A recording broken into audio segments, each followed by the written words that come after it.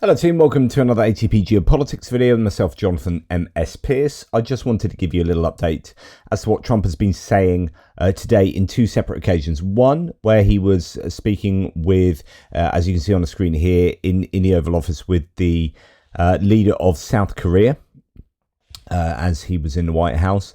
And another time he's signing all sorts of executive orders and then has his peeps behind him, and he's saying another bunch of things. And on both occasions, he was questioned on Ukraine. So I thought I'd give you a kind of update to what he said. Now, actually, on both occasions, he did say quite a lot without saying much, as in he was speaking for a fair while on the subject of Ukraine in both these incidences.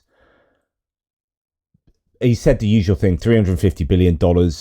We're in for $350 billion, but actually we signed a minerals deal with Ukraine that's worth a lot more than that. And then in another time he says $1 trillion for that. And so, I mean, I don't know how true it is concerning the minerals deal and how much that is worth and what the projections are. But as far as $350 billion is concerned, he keeps repeating the same old rubbish, and it's really, really draining. But there you go. He's still kind of talking nonsense there. But then really hammering home that NATO are buying weapons off the US at full price, and the US are no longer spending any money on Ukraine at all. And he's very proud of that. And obviously that's a bit of a selling point to his MAGA base. So that was discussed. Some of the highlights here, I mean, you can go and listen to the whole lot. Both of them are on various places on YouTube if you so want to. There's just a couple of points that I think are worthy of pulling out. Here's one of them that you'll see mentioned quite a bit. Why do you think President Putin is so reluctant to meet with President Zelenskyy? Because he doesn't like him. He doesn't like him. Why? I mean, quite a brutal answer there. Putin doesn't like him. That's why he doesn't want to meet him. I think it's more complicated than that. And there's talk about legitimacy and so on and so forth. But he probably doesn't like him as well. I don't think that's why Putin probably doesn't like Trump, right? But he's still going to meet Trump. But that's interesting. In another part of the time when he's speaking with the South Korean leader, he talks about how they may meet, Putin and Zelenskyy may meet. Like, I may join them in a meeting afterwards. He said they may meet, but they might not. And he's really priming people to, I think, accept that actually the two might not meet. And then the question is, well, what are the consequences if they don't? So actually we'll go to that one now. Let's listen to what he says. In fact, there's a slightly long one here. No, let's listen to that. If they don't, how long are you willing to let this play out? And if they don't meet, will there be consequences, and how soon for Russia? Yeah, there could be very big consequences, but we'll see what happens. There might be very big consequences because this is something that has to end. This war would have never taken. So it talks about this war would have never taken place and all that usual stuff, but he talks about big consequences, and he mentions War Translated says 2 to 3, very serious 2 to 3 weeks. I can't find where he says 2 to 3 weeks. He definitely says 1 to 2 weeks, 1 or 2 weeks. If hopefully they'll meet within 1 or 2 weeks. So you would assume that it's another case of 2 weeks, 2 weeks, 2 week. Then we have. This. So this is pretty interesting to do with security guarantees. Let's listen to Trump's answer on this. Wouldn't those U.S. airmen also be in danger? You don't know what security guarantee is because we haven't even discussed the specifics of it, and we'll see. Number one, Europe is going to give them significant security guarantees, and they should because they're right there. But we'll be involved from the standpoint of backup. We're going to help them, and that's good to hear. That's probably the most explicit answer concerning the US providing he says a backup, whether that's the same as a backstop. This is exactly what Europe's been wanting for some time. Coalition who wanted the US to provide a backstop. But again, how do we define that? What does that look like? And there's a lot of talk about the US providing air support in some way or another, and that's where the question initially went. But it's good to hear that from Trump. I think if we get a deal, and I think we will, but if we get a deal, you're not going to. I don't believe you're going to have much of a problem. But we'll back it up because I want to stop seeing people being killed. So yeah, good to hear that he's going to back that up. I think that is incredibly significant. Then that's that same discussion about consequences. This was pretty controversial in my opinion.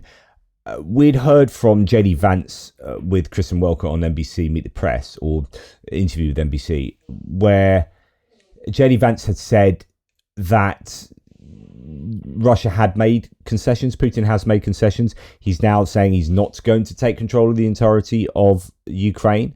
And as I've told you a number of times already, that's not a concession. That's like me saying, well, I won't fly to the moon on the back of a donkey on Tuesday.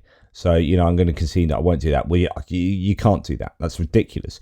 Well, Putin can't take control of the entirety of Ukraine. They don't have, goodness me, he's struggling to get control of the Donbass, which he's been trying to get control of since 2014, right?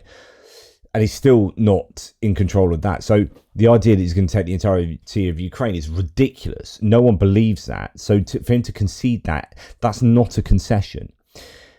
So we've heard JD Vance mention these kind of ridiculous concessions that aren't concessions. And then Trump talks about Putin coming to the United States and that being a concession. But he wasn't happy about coming to the United States either. That was a big concession, and I appreciate the fact that he did. But he was... I mean, that's absolute nonsense. He was cock-a-hoop about coming to the United States, Putin. That was an absolute win. It was a win all over the shop.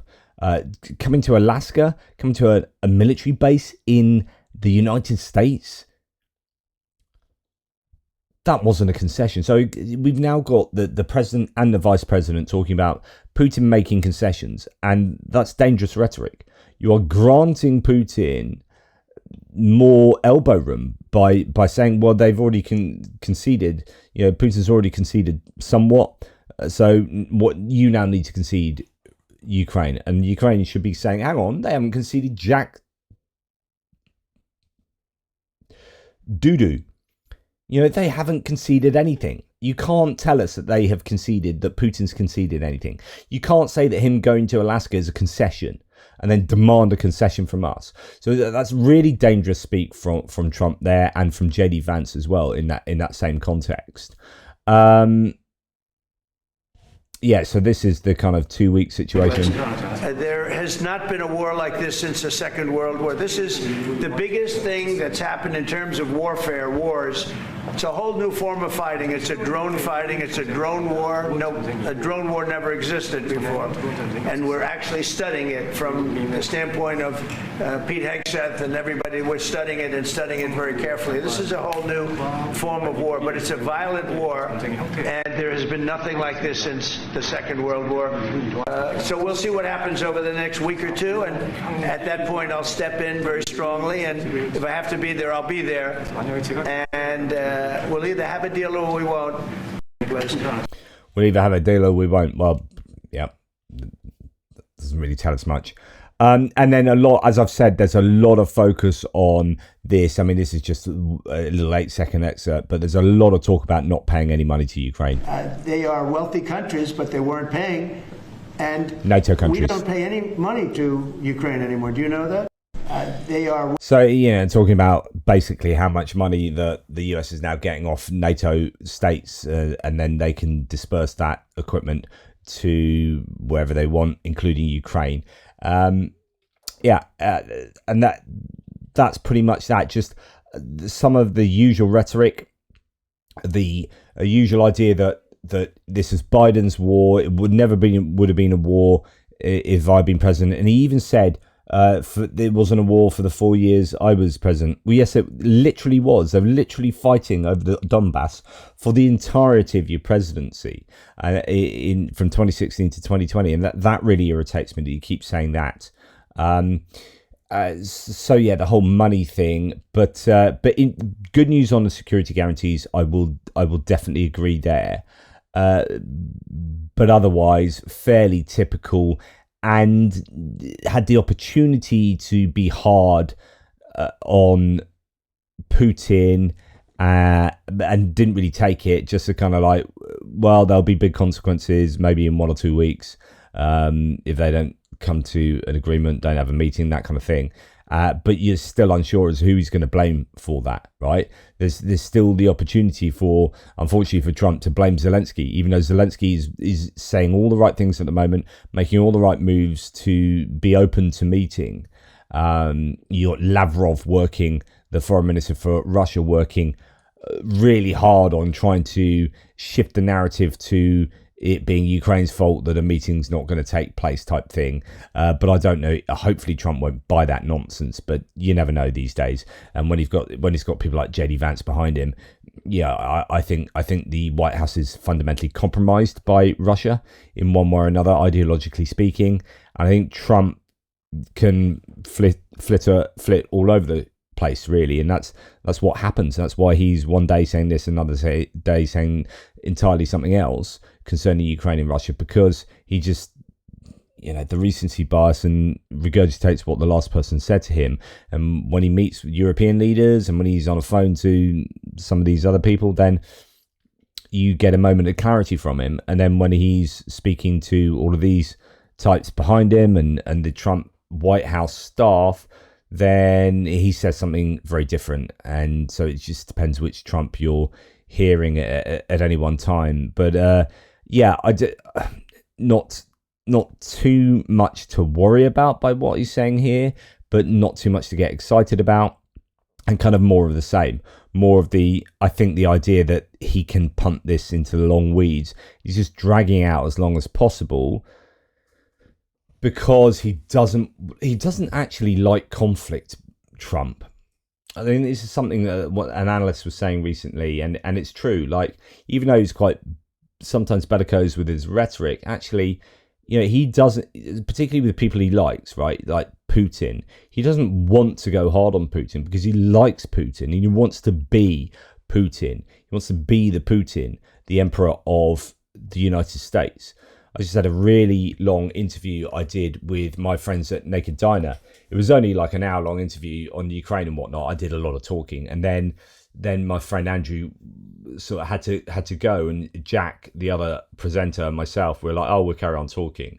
And then it stretched out another hour as we got on to talking about the United States and all sorts of stuff, concerning the war in Ukraine, but also domestic politics and international politics.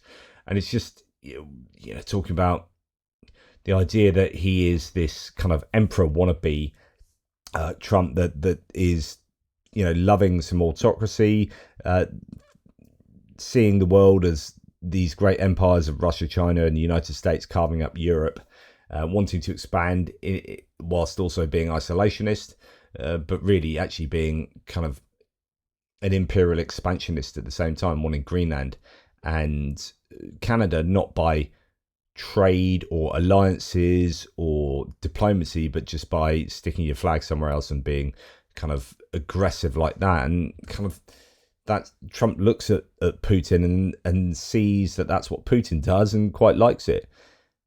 And I think there's conflict there, which is on the one hand the idea that missiles are flying into Kiev and whatever, and Putin is doing some horrific things.